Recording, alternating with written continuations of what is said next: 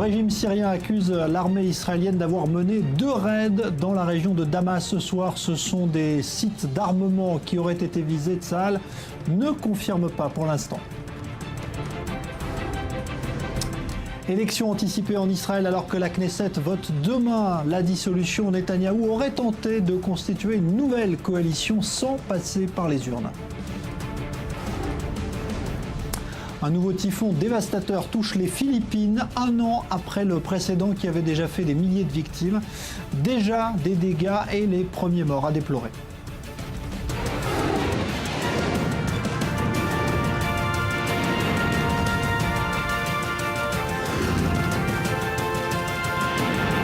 Le Grand Direct avec Jean-Charles Banoun.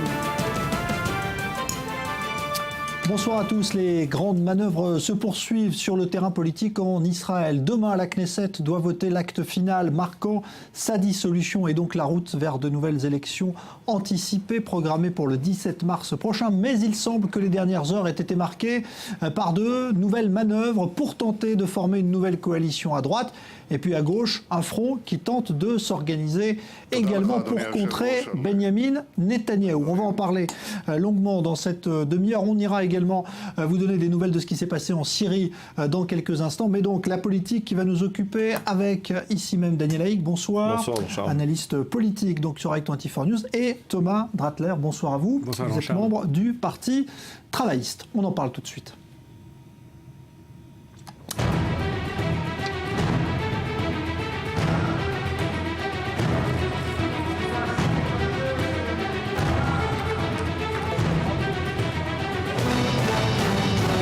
מבחן צריך להיות מבחן של מה יביא יותר קולות לאלה שיכולים להחליף את נתניהו.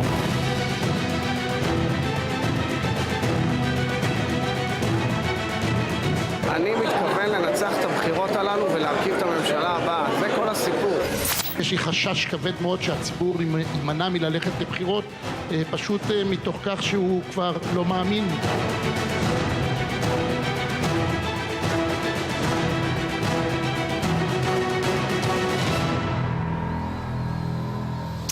On ira dans un instant retrouver nos envoyés spéciaux devant le quartier général de l'armée israélienne, la Kiria à Tel Aviv, pour évoquer donc ce qui s'est passé en Syrie. Vous les voyez, ils sont en place, Léa Berdugo, Shai Ben-Ari et Faleh Habib. Mais tout de suite, donc le point sur ce qui s'est passé sur la scène politique ce week-end, car il semble qu'il n'y ait pas eu de relâche et que le vote de demain sur la dissolution, eh bien, soit encore quand même couplé d'une certaine incertitude. Léa Berdugo. Benyamin Netanyahou aurait-il tenté de faire machine arrière? Selon la presse israélienne, le Premier ministre aurait proposé au parti ultra-orthodoxe et à celui du ministre Avigdor Lieberman de former in extremis une coalition alternative. Mais sauf coup de théâtre, le Parlement devrait voter sa propre dissolution lundi, mettant ainsi fin à toute spéculation. Dans le même temps, rebondissement au Likoud. L'ex-ministre démissionnaire Gideon Sa'ar pourrait défier Netanyahou lors des primaires du parti. Netanyahou également menacé à sa gauche. Tzipi Livni a confirmé que son parti Atnoua devait conclure une alliance avec le parti travailliste d'Yitzhak Herzog. L'ancienne ministre de la Justice déclare vouloir mener un futur front commun. La question est comment apporter le plus de voix à ceux qui peuvent remplacer Netanyahou. De son côté, le chef du parti travailliste se voit lui aussi prochainement à la tête de l'État. Yitzhak Herzog tente de former un bloc centriste. Il a déjà courtisé Tzipi Livni, mais également d'autres partis comme celui de Shaul Mofaz Kadima. J'ai l'intention de remporter ces élections et de former le prochain gouvernement. Herzog aurait offert à Livni la seconde place sur sa liste. Tzipi Livni décidément courtisé de toutes parts. Selon les médias israéliens, la chef du parti Atnoua étudie une offre de Yair Lapid, président de Yesh Atid, qui lui aurait proposé 4 places sur la liste de son parti.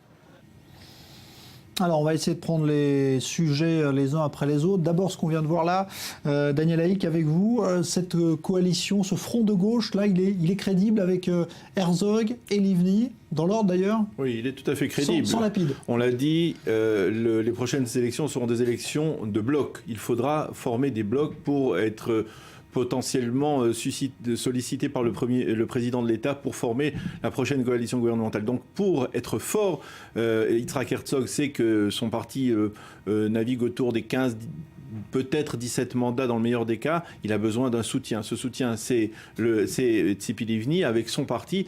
Mais il faut savoir, alors donc, on parle d'un bloc, ils étaient à Washington, Livni et Yitzhak Herzog ont eu le temps de discuter, de former ce bloc, ces premiers éléments du bloc de gauche, de centre-gauche. Mais il faut savoir que déjà cela suscite quelques colères au sein du Parti travailliste, peut-être qu'on en parlera, parce que finalement, on a le sentiment au Parti du travailliste, il y a seulement 15 places éligibles dans la liste électorale du parti, et il semblerait que Tzipi Livni voulait, outre sa seconde place, qui est d'ores et déjà acquise, pouvoir faire entrer 2 anciens secrétaires généraux du Parti travailliste qui étaient dans sa propre liste du Parti de la Tnoa. Il s'agit d'Amir Peretz et d'Amram Mitsna. Et cela suscite déjà une certaine colère auprès de certains responsables travaillistes qui se voient naturellement dans cette liste électorale du parti. Donc tout n'est pas encore tout à fait bouclé. Il faut effectivement parler de Kadima, qui est une petite formation aujourd'hui, qui, pour se sauver, ferait rentrer donc Shaul Mofaz, qui rentrerait à l'intérieur de ce bloc de centre-gauche et qui apporterait son bagage, son expérience sécuritaire, parce qu'effectivement, au sein du Parti travailliste, c'est difficile à imaginer, mais il n'y a plus de grands généraux de l'armée israélienne qui puissent apporter solutionner l'aspect sécuritaire. Et donc, c'est ce que pourrait faire Shaul Mofaz. Mais enfin, on n'y est pas encore. C'est-à-dire, tout cela est en train de se construire pierre par pierre. Alors, vous avez l'impression que c'est une hypothèse crédible, vous, ce que vous voyez se dessiner à gauche, là, Herzog qui conduirait un front avec Livni, ça vous convient? Alors, moi, ça me convient très bien, mais je pense que les dissensions internes ont lieu également au sein du mouvement Tnoa en ce moment, puisque Daniel parlait de Amir Peretz et Amram Mitsna, mais on sait qu'Eleazar Stern et d'autres, d'ailleurs, parmi les 7 mandats qu'avaient gagné Tzipi Livni aux dernières élections, se revendiquent eux-mêmes étant de droite, donc ne rejoindraient pas forcément cette coalition de centre-gauche. Donc on ne sait pas exactement si uniquement Tzipi Livni et les 2 précités rejoindraient les partis de gauche ou non. On s'achemine vers une scission au sein du parti Hatnoa très claire. Il y a dans le Hatnoa des députés franchement à gauche, comme je le disais, Amir Peretz et Amram Mitsna, et des députés plus à droite comme Eleazar Stern, et il est probable qu'Eleazar Stern trouvera peut-être refuge dans le parti, soit le parti de Kahlon, soit peut-être le parti de Yair Lapid. Donc on n'est pas encore clairement là avec deux blocs face à face. On est très loin. Est-ce que vous avez l'impression qu'Herzog aujourd'hui s'impose naturellement comme un leader pour ce front anti-Bibi? Ou est-ce qu'il y a d'autres personnalités comme Livni qui pourraient lui disputer, ou Lapid? Alors, Lapid, pour le moment, ne fait pas encore partie des discussions, puisque Lapid lui-même a posé sa candidature pour être le futur éventuel Premier ministre. Alors, me revendiquant, comme vous l'avez dit vous-même, du Parti travailliste, bien sûr, je soutiendrai la candidature d'Yitzhak Herzog. Tzipi Livni est une candidate de valeur, bien entendu, qui a d'ailleurs plus de vécu politique, qui a plus de vécu au sein des institutions fortes, puisqu'on sait on se rappellera qu'elle a commencé sa carrière au Mossad et qu'elle-même avait gagné les élections face à Benyamin Netanyahou en remportant à l'époque 29 sièges pour le Parti Kadima. Donc on sait qu'elle a ce background avec elle. Ouais. Historiquement, le Parti travailliste a une longue tradition de lutte intestine. On se souvient de la rivalité entre Shimon Peres et Yitzhak Rabin. Il y en a eu à de multiples reprises. Il y a eu récemment encore la rivalité entre Yitzhak Herzog et Sheli Yechimovitch. Donc, quelque part, j'ai entendu dire cela dans ce front de gauche, il faudra que les égos surdimensionnés de certains leaders de ce front soient rabaissés pour que tout le monde puisse tomber d'accord sur un leader qui prendrait la tête de ce bloc et qui serait désigné par le président de l'État au lendemain des élections pour former la prochaine coalition gouvernementale. Mais je le répète, on n'en est pas encore là, parce que de l'autre côté aussi, c'est important de le souligner, le Likoud, même si le Likoud est en train de préparer ses primaires pour la présidence du parti, le Likoud a aussi la capacité de former son propre bloc, en particulier avec le parti de Naftali Bennett, le parti du foyer juif. Et là, selon les sondages, si du côté du bloc de centre-gauche, on parle d'environ 20 à 24 mandats, du côté du bloc de centre, on va dire de droite et de droite nationaliste, c'est-à-dire le Likoud et Bennett, eh bien on parle d'environ 38 à 40 mandats. Donc là aussi, si on fait bloc face à un autre bloc, le bloc de droite est plus important que le bloc de gauche. Alors, il semble qu'il y a eu d'ailleurs des manœuvres là, qui seraient d'ailleurs toujours en cours, peut-être pas terminées, pour tenter d'éviter de repasser par les élections et d'avoir une coalition. Ça vous semble une hypothèse crédible, ça ? C'est Netanyahou qui ferait ça. Oui, tout à fait. Personnellement, je n'y crois pas trop, d'autant que Netanyahou apparemment aurait parlé qu'avec Lieberman et les partis ultra-orthodoxes, et on sait l'aversion profonde qu'a Lieberman pour les ultra-orthodoxes, donc je vois pas très bien cette coalition tenir la route. Et puis on sait qu'avec Lieberman, qui était membre, qui avait signé un accord de coalition avec le Likoud, qui à l'époque avait une liste commune, le Likoud Betenu, a cassé au cours de cette législature cet accord pour de fortes dissensions personnelles avec Benyamin Netanyahou, donc j'y crois moyennement. Il faut savoir que Benyamin Netanyahou est un homme de sondage. Ouais. C'est un homme qui regarde le vendredi soir au coin du feu, si l'on peut dire, lors du repas du Shabbat, il regarde les sondages. Et il y en avait beaucoup des sondages ce vendredi soir dans les journaux du week-end. Et lorsqu'il a vu les sondages, je pense qu'il a certainement dû réfléchir et se dire que peut-être que sa manœuvre n'était pas une manœuvre suffisamment habile. Et peut-être qu'il prenait un risque moins calculé qu'il ne le pensait.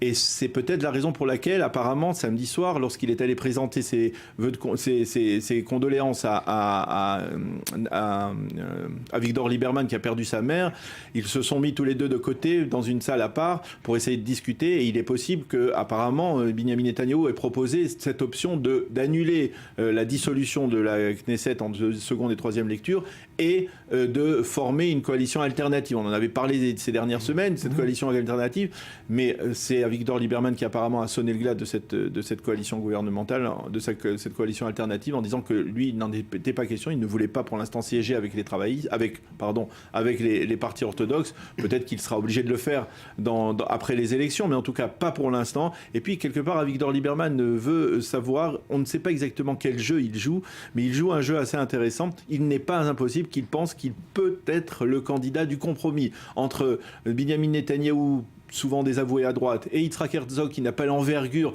d'un véritable leader. C'est lui qui pourrait devenir, d'une certaine manière, le leader responsable qui pourrait être choisi par le président de l'État, Reuven Rivlin. Il faut rappeler que Rivlin est un homme de droite et que s'il a une profonde aversion pour Benyamin Netanyahou, il s'entend peut-être mieux avec Avigdor Lieberman et il aurait quelques réticences à confier le pouvoir, ou en tout cas la formation d'une coalition gouvernementale, à un homme du parti travailliste de l'idéologie de la gauche israélienne. Quand vous regardez ce qui se passe là en ce moment, vous dites que Netanyahou commence à regretter ou pas? C'est l'impression qu'il donne. Là, il est un peu en perte de vitesse une semaine après son coup qui apparaissait au départ spectaculaire en disant c'est vraiment lui qui mène le jeu. C'est plus le cas aujourd'hui. C'est-à-dire que Netanyahou a réussi le côté magique de sa politique. Moi, je trouve c'est que Netanyahou vend du rêve à son électorat. C'est-à-dire qu'il s'est présenté comme un leader que personne ne peut remplacer. Et je pense que pour la première fois dans la conscience du peuple israélien, on se rend compte qu'il y a peut-être une alternative à Benyamin Netanyahou. Daniel parlait tout à l'heure de l'affrontement idéologique de deux blocs, un bloc de droite nationaliste et de gauche. Il y aurait peut-être un bloc du centre, parce que Yesh Atid, Kahlon et peut-être, pourquoi pas, Lieberman. On ne sait pas d'ailleurs très bien où Lieberman pense se situer pour le moment, parce que lui était perçu comme quelqu'un de droite, laïque, mais plutôt bien à droite. Et puis là, il a une espèce de retournement de veste de dernière minute, de recentrage. Donc Lieberman, c'est une inconnue à l'heure actuelle. Ouais. Mais pour battre Netanyahou, il ne faudra pas qu'il y ait trois blocs côte à côte. Il faudra un bloc face à lui ou pas? Il faudra un bloc et il faudra savoir qui choisiront les responsables du parti de Kahlon. C'est-à-dire, est-ce que Moshe Kahlon recommandera Benyamin Netanyahou au président de l'État, ou alors est-ce qu'il recommandera par exemple Yitzhak Herzog? Et idem pour Yair Lapid. Il est probable que Yair Lapid ne recommandera pas Benyamin Netanyahou après les élections. Et donc, même s'ils ne sont pas dans un bloc à la veille des élections, mais seulement au lendemain des élections, eh bien, il est probable qu'il n'y aura que, on va dire, deux grands blocs, un bloc de droite et un bloc de centre-gauche. Et là, il faudra que le président de l'État décide à qui il confie la formation de cette coalition. Et pour dire un mot sur Benyamin Netanyahou, si on revient un peu sur l'histoire de Benyamin Netanyahou, qui est sur l'échiquier politique israélien depuis longtemps et qui a été Premier ministre en 1996, Benyamin Netanyahou a déjà eu un passage où il s'est comporté comme il s'est comporté au cours de ces derniers jours, en accusant la coalition, la constellation politique de ne pas lui être favorable. Et c'était en 2000. En 2000, Benyamin Netanyahou, à l'époque, le Premier ministre était élu au suffrage universel direct. Et Ehud Barak n'avait plus de coalition gouvernementale suffisante. Et Benyamin Netanyahou avait la possibilité de redevenir Premier ministre sans qu'il y ait des élections législatives, d'être Premier ministre au suffrage universel direct sans élections législatives. Et finalement, il a dit non, moi, avec un parti un Likoud qui n'a que 19 mandats, c'était le score du Likoud à l'époque, je ne pourrai pas gouverner, je veux avoir un parti fort. Si je ne peux pas avoir un parti fort, alors je renonce. Il a renoncé de sa propre initiative à briguer le poste de Premier ministre, et donc il a confié à Ariel Sharon la présidence du Likoud. Ariel Sharon, le même Ariel Sharon, avec les mêmes 19 mandats, a fait de cela un gouvernement d'union nationale avec lequel il a gouverné pendant 2 ans jusqu'à la fin du mandat de la Knesset de cette époque, qui était une Knesset donc de 99 à 2003. Donc cela veut dire que quelque part, Benyamin Netanyahou n'a pas l'envergure de leader qu'a eu par exemple Ariel Sharon, même si l'on est d'accord ou l'on n'est pas d'accord avec le comportement d'Ariel Sharon, il semble qu'il manque quelque part à Benyamin Netanyahou un zeste de leadership qui l'empêche d'arriver jusqu'au bout et de vaincre les élections. D'ailleurs, si on voit à de nombreuses reprises, lorsque Benyamin Netanyahou était à la tête du Likoud, le Likoud n'a pas été le parti qui est sorti le plus fort des élections, uniquement avec d'autres coalitions, avec d'autres partis, comme cela s'est produit la dernière fois avec le parti d'Israël Beiteinu. Ce n'est que comme cela que Benyamin Netanyahou a réussi à s'en sortir, en formant des alliances et des blocs. Donc le Likoud et Benyamin Netanyahou, ce n'est pas une paire vainqueur à tout prix, et c'est ce que sont peut-être en train de se dire certains responsables du Likoud aujourd'hui, qui essayent de promouvoir la candidature de Gideon Sa'ar. En tout cas, les primaires vont être avancées à droite, justement, peut-être à la demande de Netanyahou, qui voit arriver ses rivaux pour le parti. Est-ce qu'aujourd'hui, vous pensez que dans l'esprit des Israéliens, il y a une alternative? Vous le disiez tout à l'heure, ils sont en train de le réaliser, mais quand on regarde les sondages aujourd'hui, il est quand même toujours loin devant les autres. Alors il est loin devant, mais il y a énormément de candidats potentiels aujourd'hui, puisqu'on parle d'une dizaine de candidats. Je pense qu'à terme, il y aura beaucoup moins de candidats que ça. Je pense que des candidats, vous le disiez, tels Yitzhak Herzog et Tzipi Livni, vont unir leurs forces. Yair Lapid, on ne sait... À droite, vous le voyez menacé aussi au sein du Likoud. Vous pensez qu'il peut perdre cette primaire au sein du Likoud? Ça paraît difficile à imaginer. Ça paraît difficile à imaginer. Ouais. D'autant que la candidature de Gideon Sa'ar n'est pas encore avérée, donc on attend. Ça serait une véritable révolution. Ouais. Bon, alors en tout cas, il s'est exprimé tout à l'heure. Il devait le faire en direct via un satellite et parler donc à des Américains réunis autour du forum Saban, qui est un groupe pro-israélien très actif aux États-Unis. Et puis finalement, il a choisi d'envoyer un message enregistré, le Premier ministre, peut-être lié d'ailleurs à ce qui s'est passé avec l'Iran, on en parlera dans un instant, avec la Syrie, pardon, on en parlera dans un instant. Mais en tout cas, Benyamin Netanyahou a évoqué le nucléaire iranien. Écoutez un extrait de son intervention, c'était il y a quelques minutes. Rien ne menace plus notre sécurité commune que la tentative de l'Iran d'obtenir l'arme nucléaire. La date butoir du 24 novembre pour obtenir un accord est dépassée, et tant mieux, car aucun accord n'a été signé. Un tel accord aurait mené l'Iran au seuil de l'armement nucléaire. Bien qu'Israël ne fasse pas partie du groupe des 5+1, notre voix et nos inquiétudes ont joué un rôle clé dans la prévention d'un mauvais accord. Nous devons mettre à bien le temps qu'il nous reste pour augmenter la pression sur l'Iran afin qu'il démantèle ses capacités d'armement nucléaire. Voilà donc Benyamin Netanyahou dans un de ses sujets de prédilection, le nucléaire iranien. On en dira un mot dans un instant. Ce sera peut-être pas un des sujets de campagne, mais pourquoi pas. On va retrouver tout de suite en direct de la Kiria, donc le siège du quartier général de la défense israélienne à Tel Aviv, Léa Berdugo, pour évoquer donc ce qui s'est passé ce soir. Car Léa, il semble donc, en tout cas, ce sont des accusations très précises de la part de médias syriens, que l'armée israélienne ait bombardé la région de Damas ce soir. Oui, exactement. La télévision syrienne accuse Israël d'avoir mené 2 raids près de Damas. L'aéroport international de la ville a été visé, ainsi que le secteur de Dimas, non loin de la capitale. Alors les médias libanais font également état de tels bombardements et en imputent la responsabilité à Israël. Alors il faut savoir que ce n'est pas la première fois qu'Israël a mené ce genre d'attaque, s'il est avéré qu'Israël soit derrière ces raids aujourd'hui. Pas plus tard qu'en février dernier, Israël a attaqué un convoi du Hezbollah en Syrie. En septembre 2013 également, une base militaire de la ville portuaire de Latakia avait été attaquée par les Israéliens. Un stock de missiles avait été détruit. Les Israéliens pensaient que ce matériel était en direction du Hezbollah. Alors, doit-on s'attendre à de violentes représailles de la part du Hezbollah en Syrie ? Eh bien, a priori non. En tout cas, cela n'a pas été le cas lors d'événements similaires qui se sont produits par le passé, tout simplement parce que le Hezbollah et le Front Al-Nosra sont bien trop impliqués dans le conflit syrien aujourd'hui. Alors, il n'y a pas de confirmation pour l'instant, évidemment, de la part de Tsahal, là où vous vous trouvez, Léa Berdugo, mais cela intervient le jour où l'ONU affirme qu'il y a bien des liens qui sont avérés et fréquents entre l'armée israélienne et l'armée libre syrienne. Oui, exactement. L'ONU établit des contacts entre les Israéliens et certains rebelles syriens. Ces révélations proviennent de l'AFNUOD, cette unité de l'ONU présente dans la zone tampon entre Israël et la Syrie, une unité chargée de prévenir une escalade des violences entre les deux pays qui, je vous le rappelle, sont toujours officiellement en guerre à l'heure actuelle. Alors, certains membres de cette unité ont fait état de contacts réguliers entre Israël et certains rebelles syriens armés, ont-ils dit. Ils ont même fait état, ils ont dit que les autorités israéliennes avaient donné du matériel aux rebelles syriens. Alors, ce n'est pas la première fois que de tels contacts sont révélés. On avait établi des contacts similaires entre le ministère de la Défense israélien et l'armée syrienne libre par le passé. Merci Léa Berdugo. En direct donc du siège de la Kiria à Tel Aviv, le quartier général de la Défense. On revient tout à l'heure en images sur cette information, donc faisant état de raids de l'aviation israélienne ce soir dans le secteur de Damas. Un mot là-dessus justement. On sait que c'est un des, des thèmes privilégiés sur lequel l'action du Premier ministre s'assoit. C'est le thème de la sécurité. Est-ce que vous pensez que ça, justement, ça peut être soit un argument en faveur ou contre Netanyahou durant cette campagne électorale? Alors je pense que ça doit être l'argument en défaveur justement du Premier ministre Netanyahou.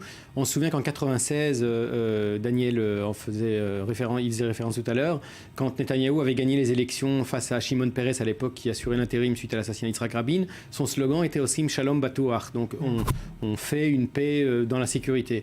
La paix, on ne la voit pas, 18 ans ont passé, la sécurité, je pense que Israël n'a jamais été aussi peu en sécurité que récemment, et je pense que toute la politique internationale de Netanyahou est basée sur la peur. Alors c'est vrai qu'on a des ennemis, c'est vrai que l'Iran est une menace vitale pour Israël, c'est vrai que le terrorisme islamique international, mais d'un autre côté, il n'y a pas d'espoir dans cette société. Donc est-ce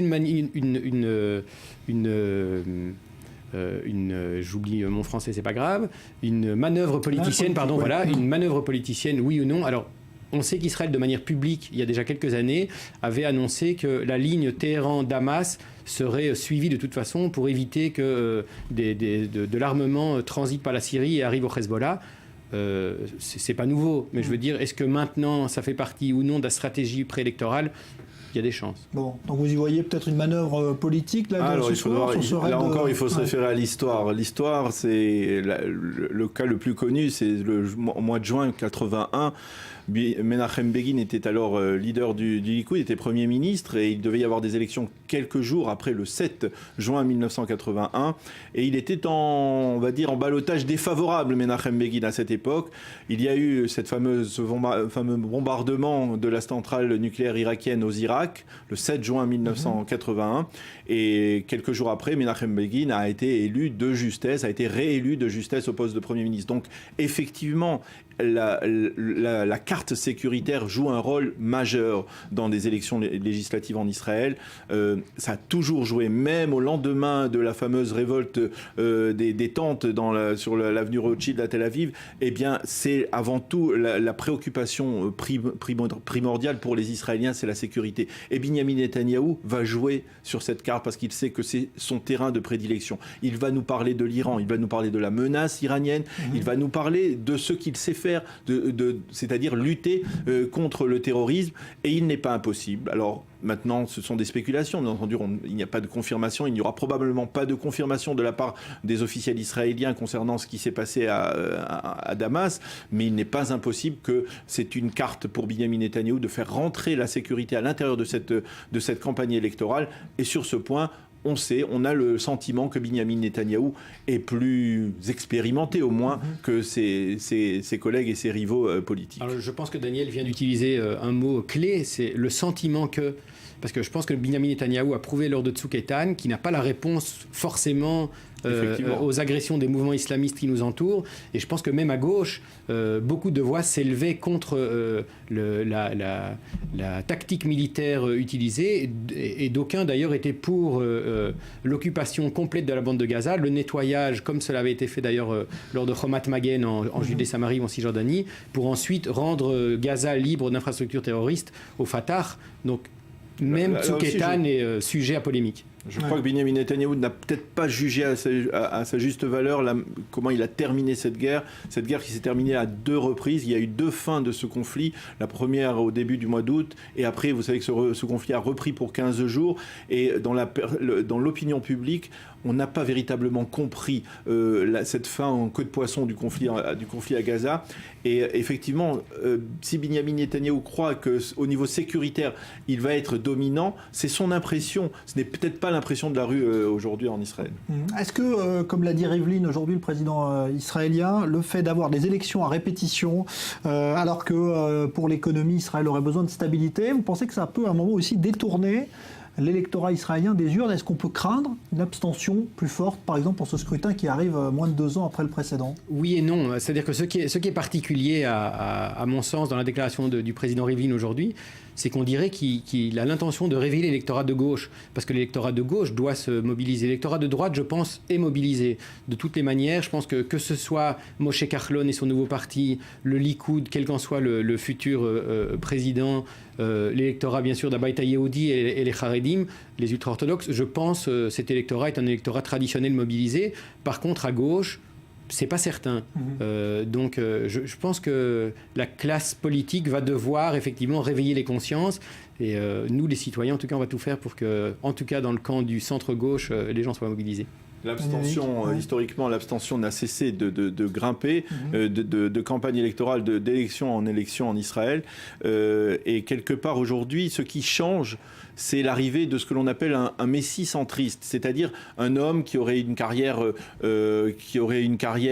disons, particulièrement impressionnante, qui s'imposerait au centre. Alors la dernière fois, on pensait que c'était Lapid. Et effectivement, le fait de pouvoir se réfugier, fuir les 2 grands camps idéologiques de la gauche et de la droite, et de trouver un refuge dans un parti comme celui de Lapid qui peut apporter un nouvel espoir, eh bien ça a été par exemple le facteur qui a permis que, lors de la dernière consultation électorale, le taux de participation était de 68%, alors que précédemment il était de 62%. Donc une augmentation. Ça donne un espoir. À chaque fois, il faut qu'il y ait ce que l'on appelle un messie centriste qui suscite un espoir au sein de la population israélienne qui est, il faut l'avouer, désespéré par les blocs idéologiques traditionnels. Voilà, et peut-être aussi par ces élections à répétition qui, évidemment, nous donnent du mal pour s'y retrouver. Merci Thomas Dratler, je rappelle que vous êtes membre donc, du Parti travailliste. Merci d'être venu. Merci Daniel Haïk, on vous retrouve évidemment régulièrement et demain à la Knesset, puisqu'il y aura ce vote qui doit donc cette fois entériner définitivement cette dissolution et donc la route vers de nouvelles élections. Et puis dans un instant, on continue évidemment l'actualité. On reviendra sur ce qui s'est passé donc ce soir à Damas avec les premiers clichés donc de ce qui pourrait être des frappes israéliennes sur des sites militaires appartenant au régime d'Assad qui aurait donc été visé ce soir. Et ce n'est pas la première fois en Syrie. Restez avec nous, on revient.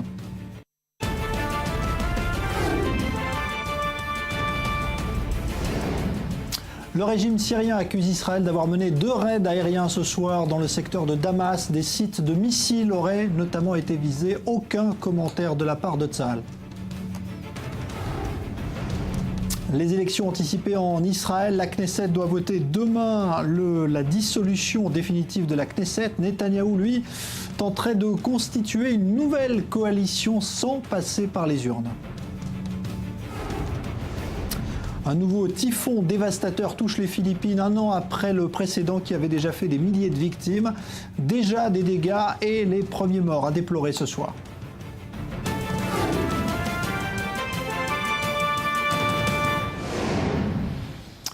L'armée israélienne aurait donc bombardé Damas et sa région tout à l'heure. C'est ce qu'indiquent en tout cas des observateurs syriens sur place et la télévision d'État. On ignore encore exactement quelle cible visée, mais il pourrait s'agir d'un site de missiles. Léa Volbert. L'ennemi israélien a attaqué la Syrie. C'est le message diffusé en boucle sur la télévision officielle syrienne. Israël est accusé d'avoir mené 2 raids dans des régions tenues par le régime en place. Ces frappes auraient visé le secteur de Dimast au nord-ouest de la Syrie et l'aéroport international de Damas. L'armée israélienne n'a pas confirmé cette information, elle n'a pas non plus démenti. Ce ne serait pas la première fois que l'aviation de Tsahal s'attaque au régime de Bachar al-Assad.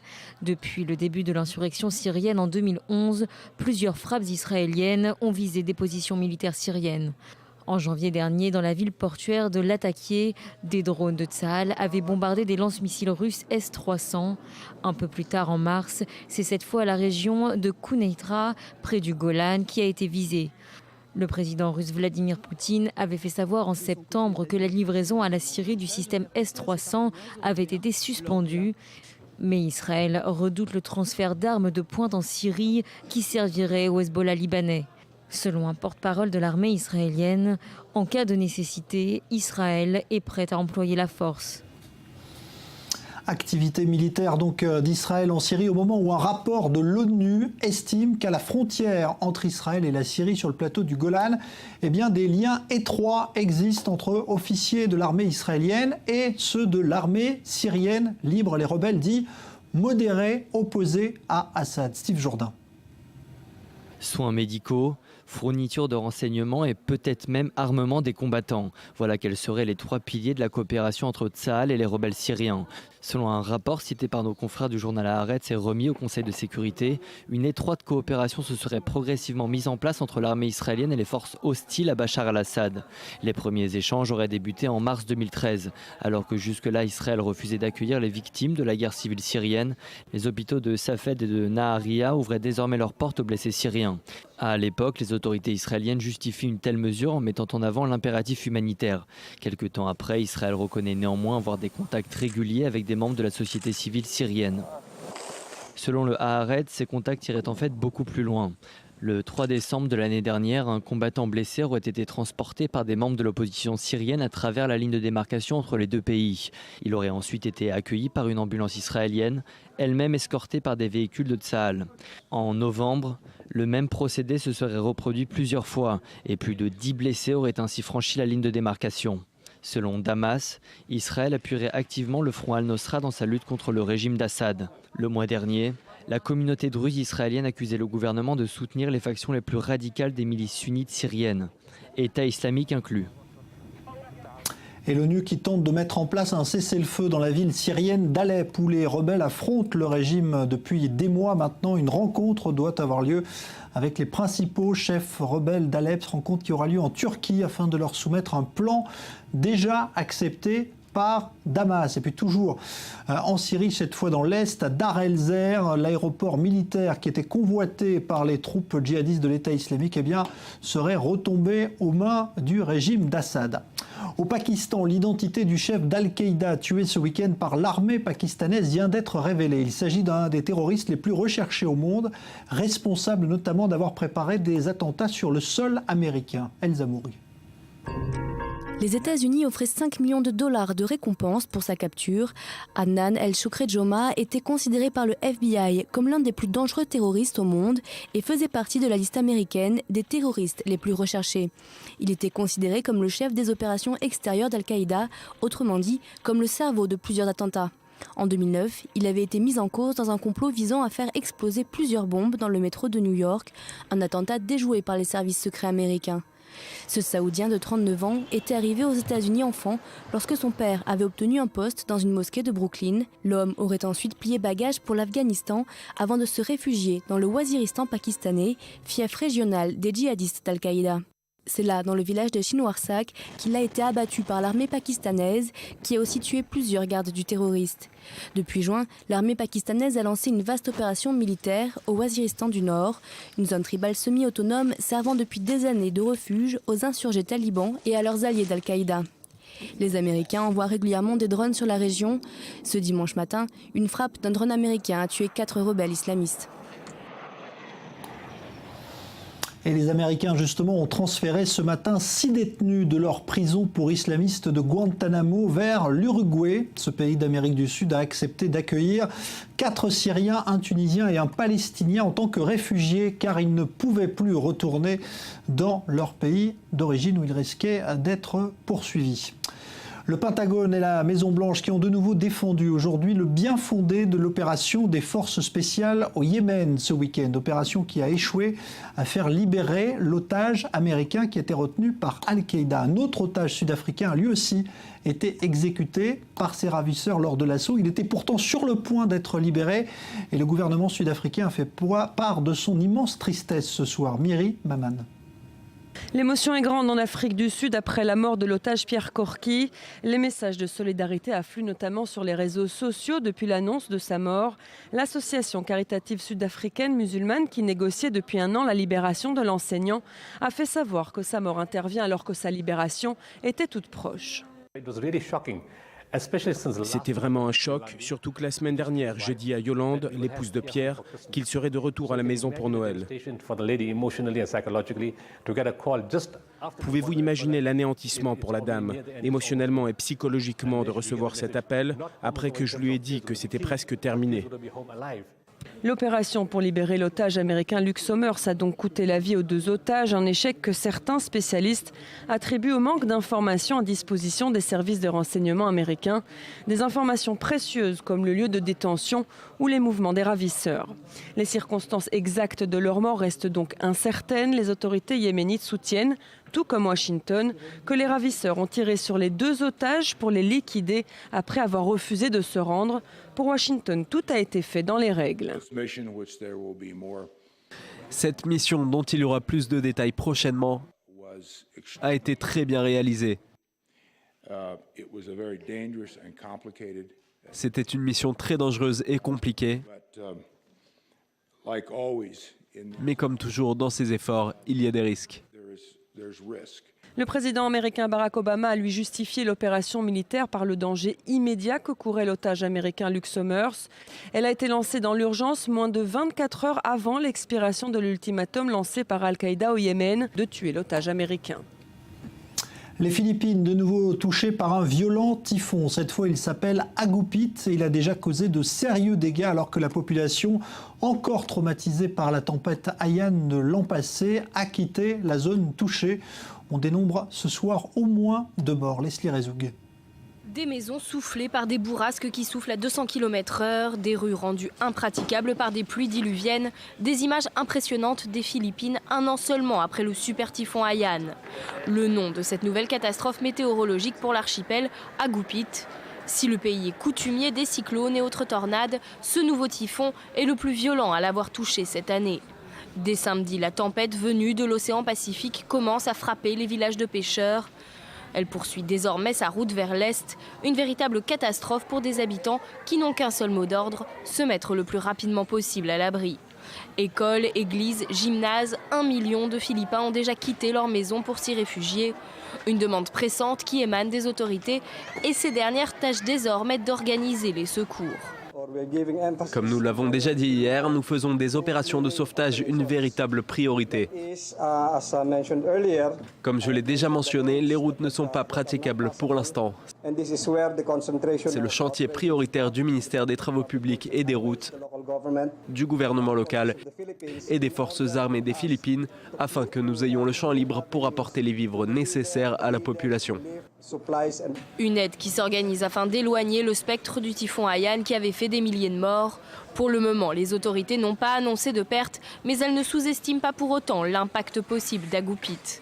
Ce dernier devrait balayer une bande de plus de 600 km de large et faire peser une menace réelle sur 50 millions de personnes, soit la moitié de la population. Alors avec nous dans ce studio, Ethan Haddock, bonsoir, rédacteur en chef sur i24 News. Vous étiez l'an dernier dans cette zone, puisqu'elle avait été touchée, on le disait, par un très violent typhon.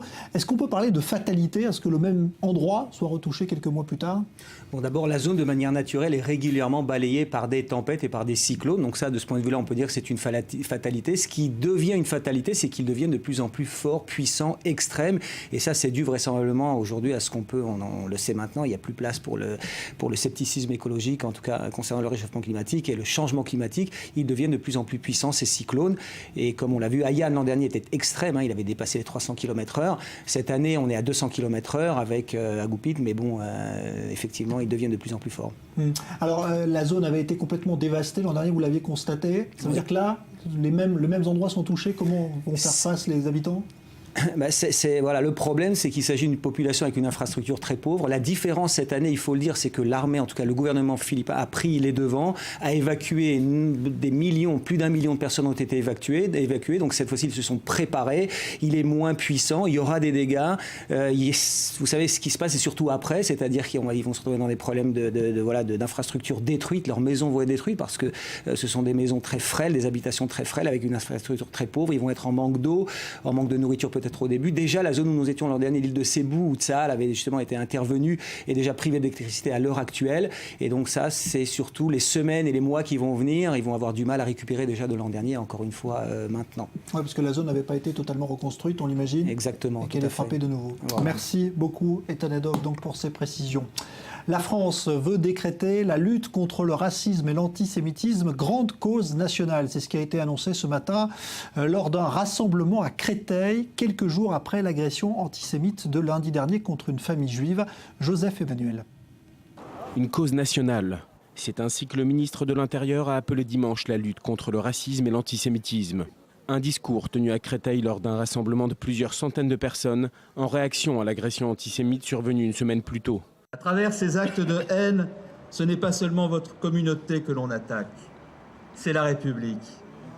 Cette haine, je m'engage devant vous résolument à la combattre, avec détermination, avec opiniâtreté, avec persévérance, dans tous les lieux et à chaque instant. Des mots forts en réaction à l'agression à Créteil d'un couple ciblé pour ses origines juives. 3 individus avaient fait irruption dans l'appartement du jeune couple, une séquestration qui se termina par une extorcation d'argent et par le viol de la jeune femme. Une attaque antisémite qui fait suite aux affaires Selam, Halimi, Mera ou plus récemment Nemouche et qui plonge dans la stupéfaction une partie de la communauté juive française. On veut nous rejeter, on veut nous marginaliser, nous ne l'acceptons pas. Certains d'entre nous en tirent des conclusions et commencent à fuir le pays, ce qui est une catastrophe pour la France. L'antisémitisme est un cancer qui ronge la France et si on laisse ce cancer se développer, c'est la France qui perdra toutes ces valeurs de démocratie, d'égalité, de fraternité. Lors des 10 premiers mois de l'année, les actes et menaces antisémites ont augmenté de plus de 100%. Des instructions ont été données au préfet ainsi qu'au procureur de la République pour ne pas laisser ces actes impunis. En 2013, la France devenait le premier pays d'immigration vers Israël, devant les États-Unis et la Russie. La présence de Juifs en France remonte au 1er siècle de l'ère commune. Aujourd'hui, avec près de 500 000 personnes représentant moins d'1% de la population française totale, la communauté juive de France reste tout de même la plus importante d'Europe. Alors on est en ligne depuis Paris avec Jean-Yves Camus qui est chercheur à l'IRIS et spécialiste de l'antisémitisme. Bonsoir Jean-Yves Camus. Bonsoir. Est-ce que vous avez l'impression que la France s'y prend bien pour combattre cet antisémitisme? Parce qu'on a l'impression que finalement ça revient périodiquement à la une de l'actualité. Vous savez, si la France s'y prenait bien, et je parle là tout gouvernement confondu, il n'aurait pas été nécessaire que le ministre de l'Intérieur tienne le discours de ce matin, car ce discours, on l'a déjà entendu.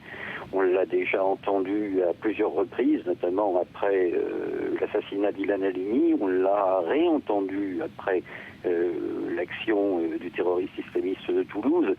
Et elle ne prend pas, me semble-t-il, la mesure des choses. Elle ne prend pas la mesure des choses parce que faire de la lutte contre l'antisémitisme, c'est ce qu'il aurait fallu dire précisément, enfin le racisme et l'antisémitisme, car il y a une spécificité de l'antisémitisme. En faire une grande cause nationale, c'est une chose. Pourquoi pas nommer encore une fois un ou deux responsables parmi les hauts fonctionnaires de l'État pour qu'ils se chargent de ce dossier, pourquoi pas?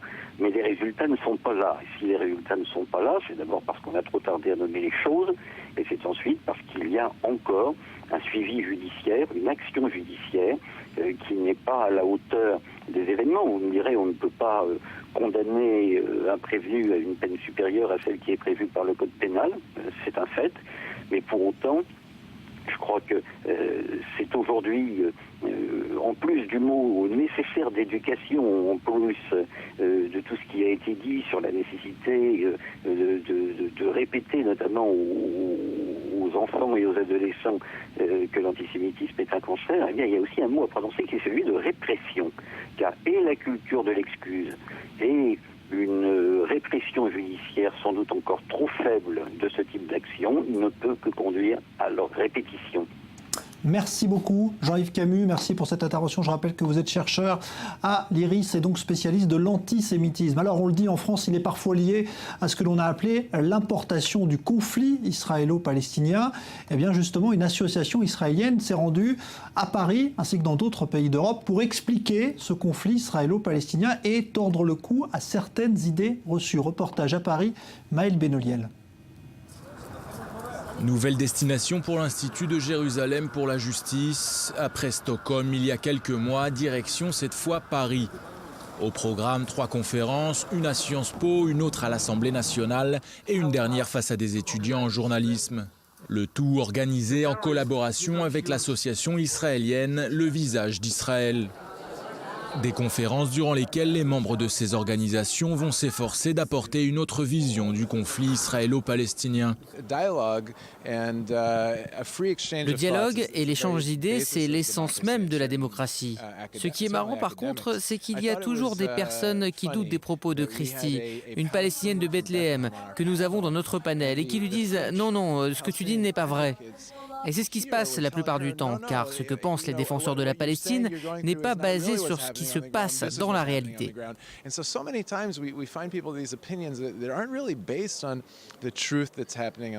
Car selon eux, certains dirigeants palestiniens, qu'ils soient du Hamas ou de l'autorité palestinienne, sont tout bonnement corrompus. Ils ne respecteraient pas non plus les droits de l'homme.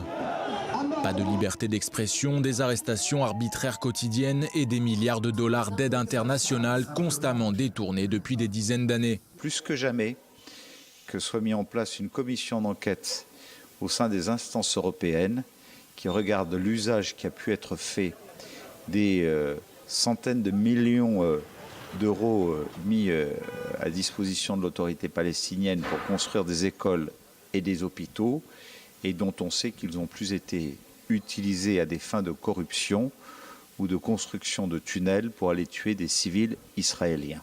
Tenter de faire évoluer les mentalités n'est pas chose aisée, c'est un travail de longue haleine.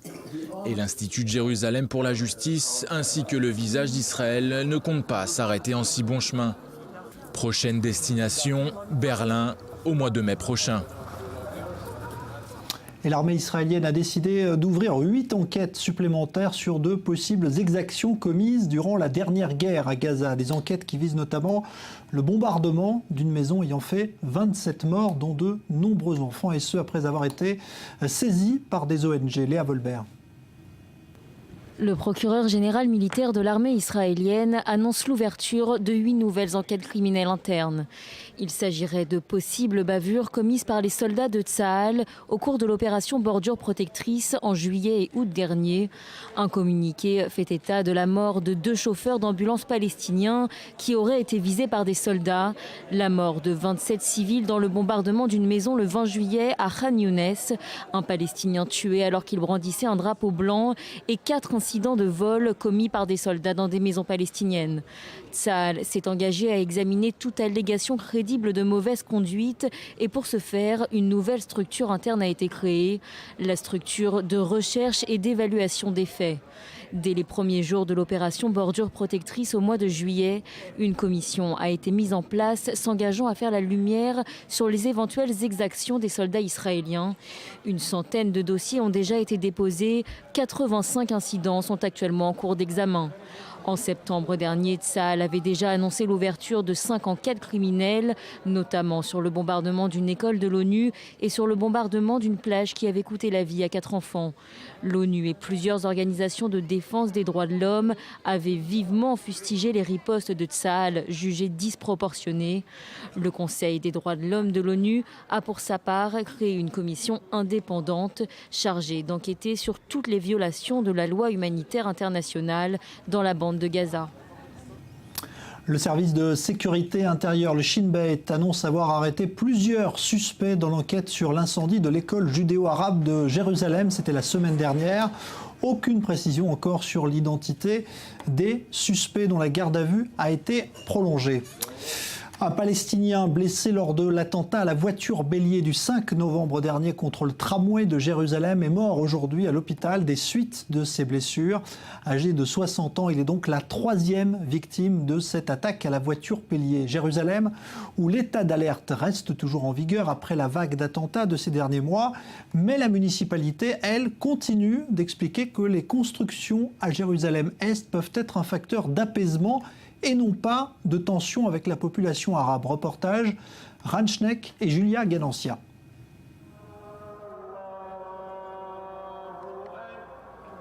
Bet Hanina, un quartier arabe de Jérusalem-Est. Un quartier où des heurts ont éclaté entre jeunes et policiers ces dernières semaines. Pour lutter contre ces violences, la municipalité investit dans l'éducation. En 2014, la ville a dévoué 92 millions de shekels à la construction d'écoles et d'infrastructures dans ce quartier et dans celui de Chouafat. Ce matin, le maire de la ville est fier de visiter cette école, symbole d'une cohabitation possible. Mais pour la directrice de l'école, les besoins sont immenses. Nous avons besoin d'équipements, nous avons besoin de fournitures, nous avons besoin de laboratoires, nous avons besoin d'ordinateurs et ils devraient faire les choses plus vite que ça. Donc oui, nous avons beaucoup de requêtes, ils doivent nous répondre. Parmi les autres projets de la mairie, la construction de nouvelles habitations. Israël a annoncé l'accélération des plans pour la construction de 1000 autres logements à Jérusalem-Est, des projets qui ne plaisent pas aux États-Unis et à l'Europe, convaincus que cela contribue à cristalliser les tensions. Et face à la polémique, le maire tente de se justifier. Si j'avais écouté la communauté internationale et arrêté de construire à Jérusalem, j'aurais dû arrêter de construire les 171 classes d'école ou les routes que nous avons construites. Vous voulez me dire qu'en tant que maire de Jérusalem, si quelqu'un veut construire sur un terrain, je suis censé lui dire « Attendez, si vous êtes juif, vous n'avez pas le droit, si vous êtes chrétien ou noir non plus, mais si vous êtes musulman, vous avez le droit. » Selon les estimations de la police, les logements pourraient réduire les violences de 50% à moyen terme.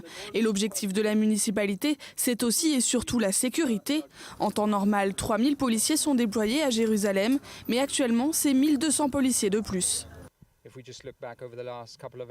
Il y a quelques heures à peine, le dernier incident en date a eu lieu à Tours, qu'on peut voir derrière moi. Pour ceux qui connaissent le quartier, il est situé sur la droite, près du ballon de surveillance. Il y a un peu plus d'1 heure, de cocktails Molotov ont été lancés et des feux d'artifice ont été tirés depuis une maison. La police a riposté en utilisant des armes non létales.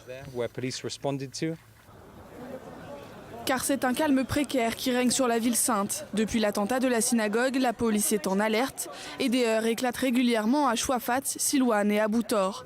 Mais coûte que coûte, la municipalité veut démontrer que Jérusalem reste une et indivisible.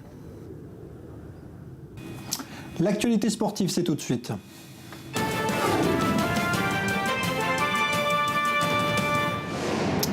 Valérie Pérez nous rejoint. Bonsoir Valérie. Bonsoir Jean-Charles. Alors, 2 chiffres qui marquent ce week-end en football. D'abord, le premier qui nous vient d'Allemagne avec Ribéry. Absolument. Le Bayern de Munich qui s'est imposé contre Leverkusen 1-0. Le réalisateur de ce but, c'était Franck Ribéry. Et grâce à ce but, il va battre un double record. D'abord, c'est son 100e but sous les couleurs du champion d'Allemagne, le Bayern de Munich.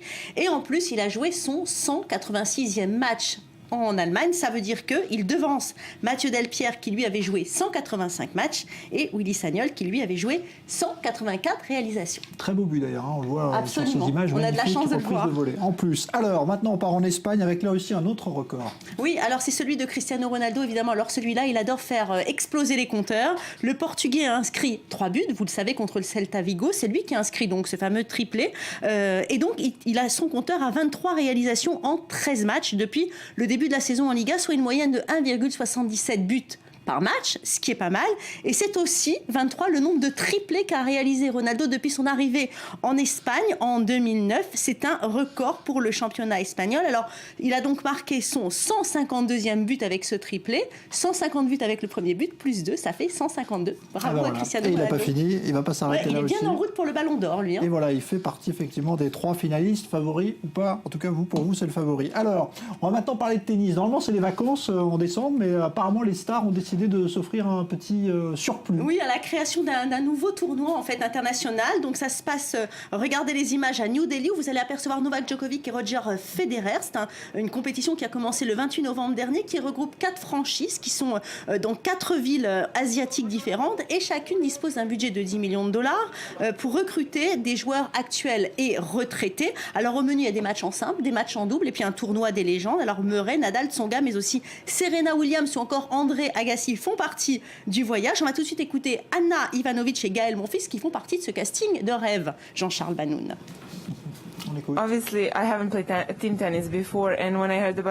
Évidemment, je n'avais jamais fait de tournoi en équipe auparavant, mais quand on m'a proposé, j'ai accepté le challenge et je prends ce tournoi vraiment au sérieux.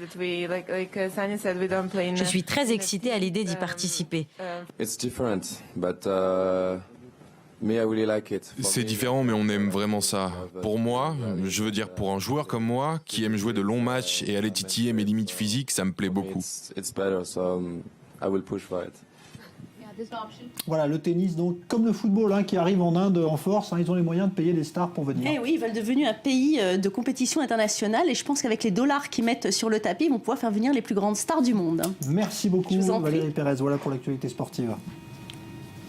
Avant de passer au débat dans un instant du Grand Direct, je vous rappelle donc le titre principal de cette soirée. Damas qui accuse Israël d'avoir mené 2 nouveaux raids sur la région de Damas, des sites militaires et notamment un site d'entrepôt de missiles qui aurait été livré par la Russie donc à destination du régime de Damas, aurait été visé par l'aviation israélienne. Pas de confirmation évidemment pour l'instant côté israélien, mais le président Assad accuse Israël de servir la cause des rebelles djihadiste dans son communiqué. Dans un instant, donc, le débat du Grand Direct consacré à ces enquêtes que Tsahal ouvre sur les agissements de ses propres soldats lors de la dernière opération de guerre menée cet été à Gaza. On en parle dans un instant. Restez avec nous, à tout de suite.